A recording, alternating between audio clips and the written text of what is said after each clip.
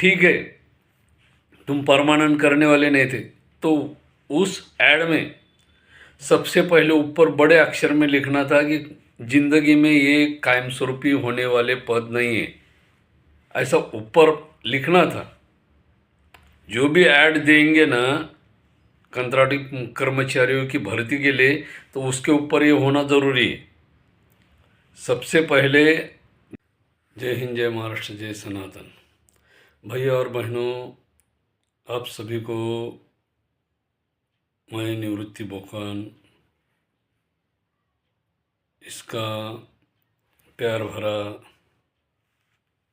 नमस्कार। गए पिछले कई सालों से भारत देश में कॉन्ट्रैक्ट पद्धत यानी कंत्राटी कामगार कर्मचारी भर्ती हो रही है। 2004 में मनमोहन सिंह सरकार ने सोनिया गांधी के नेतृत्व में भारत के अंदर कई सारी ऐसी योजना लाई जिसके तहत भारत के अंदर कम से कम 40 से 50 करोड़ लोग कॉन्ट्रैक्ट बेस पे यानी कंत्राटी पद्धति से भर्ती हो गए। सिर्फ महाराष्ट्र एक ऐसा देश है, राज्य है, इस महाराष्ट्र राज्य में तकरीबन 2 करोड़ लोग कॉन्ट्रैक्ट बेस पे कंत्राटी पद्धति पे, उसमें एनआरआ है यानी सरकारी हॉस्पिटल है, तहसील कार्यालय, कामगार कार्यालय, उसके बाद जो भी कार्यालय है, पंचायत समिति है, जिला परिषद है, ऐसे कई क्षेत्र है जिसके अंदर उन्होंने कंत्राटी कर्मचारियों की भर्ती की है।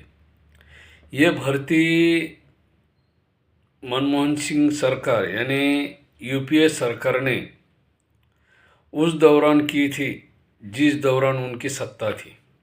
2004 से 2014 तक उनकी सत्ता थी।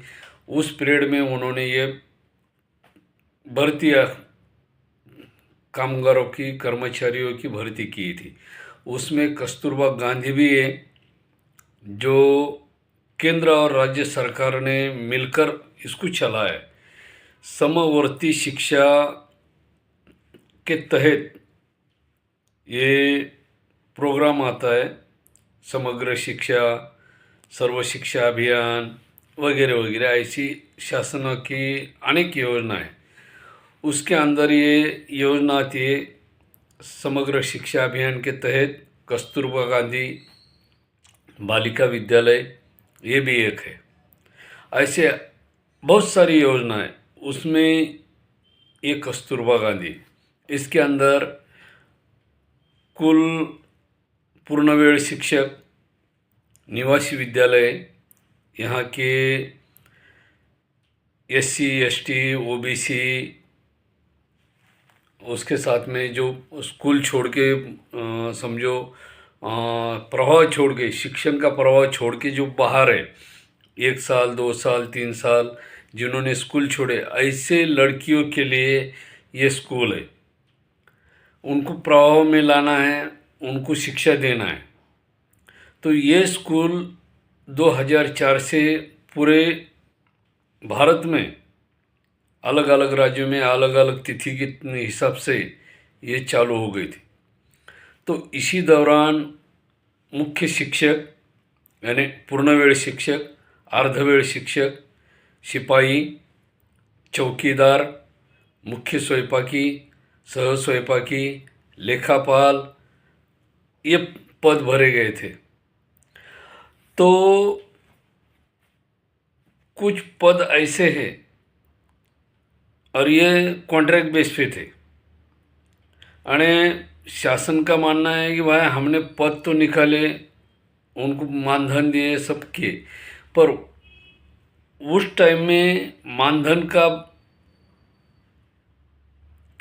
स्वरूप और उस समय की महंगाई, इसका हिसाब देखते हुए ठीक है तुम परमानेंट करने वाले नहीं थे। तो उस ऐड में सबसे पहले ऊपर बड़े अक्षर में लिखना था कि जिंदगी में ये कायम स्वरूपी होने वाले पद नहीं है, ऐसा ऊपर लिखना था।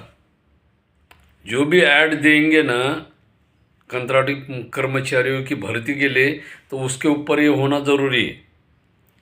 सबसे पहले जाहिरात के ऊपर ये होना ज़रूरी है कि ये पद कायम होने वाले नहीं हैं, कोई काम ही नहीं करेगा ना।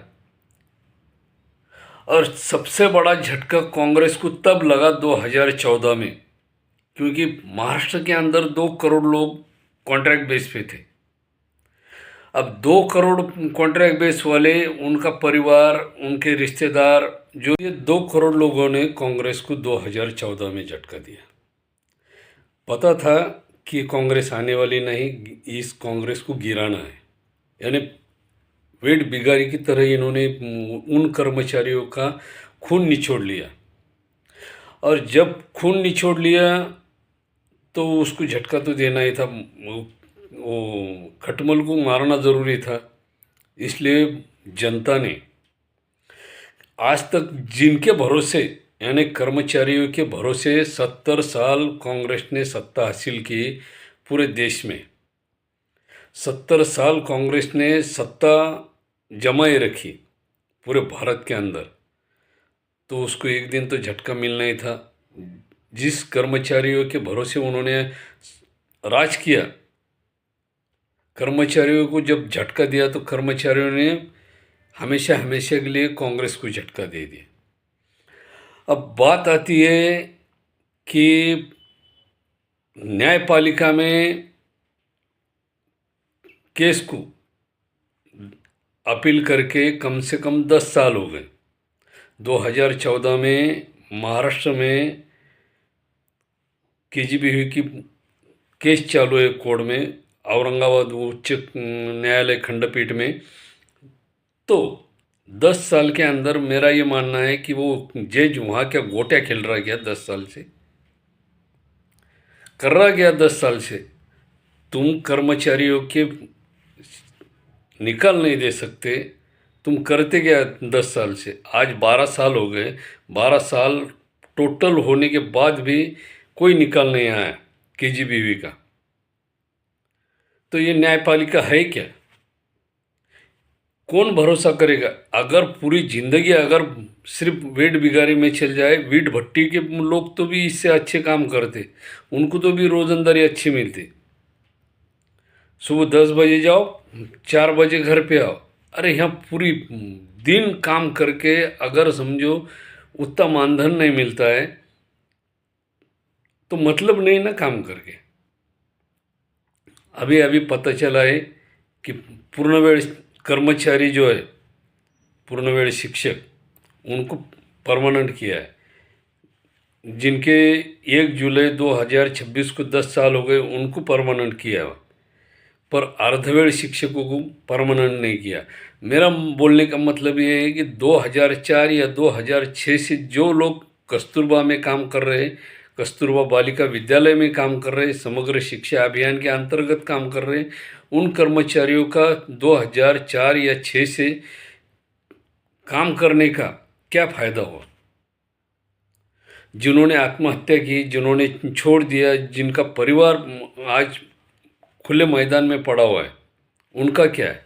न्यायपालिका के ऊपर कौन भरोसा करेगा कि 12-12 साल अगर न्याय लगने को लगते, देने को लगते, तो मतलब नहीं ना ऐसे न्यायपालिका को।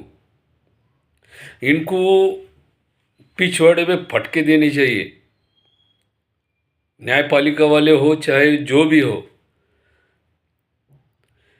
मुझे बताओ, एक आमदार या एक खासदार चुनाव अगर समझो 5 दिन में चुनकर आया, 5 दिन में भी वो सत्ता में रहा, तो उसको पेंशन लागू होती, उसको महीना चालू होता। तो यहाँ कर्मचारियों ने अपने 15-15 साल, 20-20 साल एक कस्तूरबा में दिए, समग्र शिक्षा अभियान में दिए, सर्व शिक्षा अभियान में दिए, तो ये कर्मचारियों का क्या है? ये आमदार खासदारों को 5 दिन में अगर समझो पेंशन लागू होती, इनके बाप की खेती है क्या? यानी इनको पेंशन, और जब सही मेहनत करे, जो सही जिंदगी गुजारे, उसको कुछ भी नहीं है। अगर निवासी स्कूल था तो इन्होंने कर्मचारियों के लिए पहले, सबसे पहले वहाँ निवासी व्यवस्था कर्मचारियों की करनी चाहिए थी, बाद में बच्चे बुलाना चाहिए थे। भले स्कूल बाद में तैयार नहीं होती, दिक्कत नहीं, वहाँ कर्मचारियों की निवास की पहली व्यवस्था होनी चाहिए थी, बाद में स्कूल बनना चाहिए था, बाद में बच्चे आने चाहिए थे। तुम सबसे पहले स्कूल बना रहे, फिर बच्चे ला रहे और कर्मचारी को बोल रहे तुम कहाँ भी रह सकते हो, निवासी तो रहना है पर कहीं भी रह सकते हो, किराए से रहो, कैसे भी रहो। अरे ये क्या तरीका है, क्या क्या है। रेलवे सिस्टम में कैसा है, पहले उनके क्वार्टर बनते, फिर बाद में रेलवे पटरी बनती, फिर रेलवे आती। क्या पहले रेलवे आती, बाद में पटरी बनती, बाद में वो कर्मचारी रहते क्वार्टर में? क्या कमाल है यार, इसको बोलते हैं शासन। योजना लानी है तो कुछ ऐसी लाओ कि समाज का कल्याण हो, जनता का कल्याण हो और खुद का भी कल्याण हो। तुम यहाँ अपना खुद का कल्याण कर ले रहे, 4 दिन में खासदार बन गए, 4 दिन के लिए, तो उसके लिए तुमको पेंशन, आमदार बन गए उसके लिए पेंशन, और यहाँ जो सालों गिनती काम कर रहा है उसको कुछ भी नहीं है। बहुत सारे कर्मचारी ऐसे हैं जिन्होंने आत्महत्या कर लिए, किसी ने छोड़ दिया, किसी के बच्चे बड़े हो गए, फिर वो किसके भरोसे रहेंगे वो बच्चे। अरे दूसरे के बच्चे संभालने के, तो अगर समझो पेट के अंदर खाना नहीं रहेगा तो आदमी काम कैसा करेगा, कर सकता है कोई? अब किसी को बोले भाई तेरे को खाना हम 2 दिन के बाद देंगे, तुम काम करो, तो कोई करेगा? या तो किसी को अगर बोले भाई तू भजन कर, हम तेरे को खाना देंगे, वो भजन कर सकता है क्या बगैर खाए पिए? ऐसा हो ही नहीं सकता ना। अरे तुम धर्म के नाम पर भी लूट रहे हो और राजनीतिक भी लूट रहे हो। बाद में जो 14 के बाद जो सत्ता आई भाजपा की, उन्होंने धर्म के नाम पर लूट लिए। मंदिर बनाना है, ये बनाना है, वो बनाना है। अभी तुम्हारे पास मुद्दा क्या है? कोई तो मुद्दा होना चाहिए ना आगे चुनाव लड़ने के लिए। जिस तरह कांग्रेस को जनता ने गिराया है, कर्मचारियों ने गिराया है, भाजपा भी उसी तरह गिरने वाली है। भाजपा कहीं अच्छे पानी से धुई वाली नहीं है, वो भी चट्टे पट्टे, उसके अंदर भी कांग्रेस के लोग गए वाले। तो क्या होने वाला है, भले तुम जो भी हो, मेरा बोलने का मतलब है तुम किसी भी तरह काम करो, जनता के हित में काम करो। तुम अगर जनता के हित में काम नहीं करोगे तो कर्मचारी तुमको झटका देने ही वाले। पूरे भारत के अंदर 60 करोड़ लोग कॉन्ट्रैक्ट बेस पे है। सिर्फ महाराष्ट्र में 2 करोड़ लोग हैं। जितने भी राज्य है, 28 हो 30 हो, वो पूरे राज्य में एक एक 1.5 1.5 करोड़ लोग कॉन्ट्रैक्ट बेस पे। थोड़े बहुत कम ज़्यादा होंगे वो बात अलग है। 60 करोड़ लोगों की वोटिंग कितनी होती तुम गिनती करो। तुमको अगर चुन के आना है तो तुमको 2004 से सभी कर्मचारियों को परमानेंट करना है। जिनके आत्महत्या हुई है, जिन्होंने छोड़ दिया है, जिनका परिवार खुले में पड़ा है, इनको तुमको संभालना है। तुमको इनको इनके मेहनताने का फल देना है। अगर तुम फल नहीं दोगे इनके मेहनताने का, जिन्होंने 2004 से काम किया है, तो तुम्हारी सत्ता गई। ये ठाम मैं बताता हूँ। आज तक का रिकॉर्ड है कांग्रेस का, 70 साल उसने कांग्रेस के कर्मचारियों के भरोसे काम किया है, कर्मचारियों के भरोसे सत्ता बनाई है। तुम धर्म रहो चाहे आस्था रहो, तुम कितना भी चिल्लाओ, सत्ता तुम्हारी गई, ये बात तो तय है। और मैं बोलता ऐसी न्यायपालिका होनी ही नहीं चाहिए जिसके अंदर 10 साल या 12 साल न्याय देने को लगे कि भाई ये है क्या। अरे इतना टाइम, मैं तो बोलता वो न्यायाधीश जो है वो सही गोटियां खेलता होगा वहाँ बैठे बैठे। ये उसको तो पकड़ के उसका वो पिछवाड़ा ठोकना चाहिए। मेरी बात कहाँ तक सच लगती है तुम आजमा लो। सिर्फ कस्तूरबा गांधी के कर्मचारी नहीं, और बहुत सारे कर्मचारी जो कि इसके शिकार हुए वेड बिगाड़ के।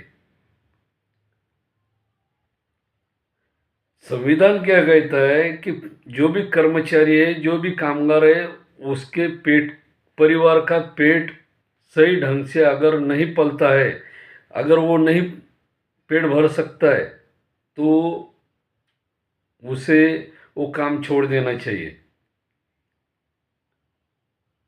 तुम संविधान का सहारा लो ना, तुम संविधान पढ़ो। न्यायपालिका वाले ने संविधान पढ़ना चाहिए, यानी यहाँ इनके हिसाब से संविधान चालू होता है। 4 दिन में ये खासदार बन गए और बाद में छोड़ दिया, कैंसिल हो गया, तो इनको पेंशन। और जिन्होंने सारी जिंदगी कर्मचारियों ने काम किया, तो इनके लिए कोई मानधन नहीं, कुछ नहीं, इनको पेंशन भी नहीं है। अरे वाह, अरे वाह, ऐसी कैसी न्यायपालिका है? ये कौन सा न्याय होगा? तो भाई और बहनों, तुमको ये वीडियो कैसा लगा, क्या लगा? लाइक करो, शेयर करो, और ज़्यादा से ज़्यादा लोगों तक ये वीडियो पहुंचाओ।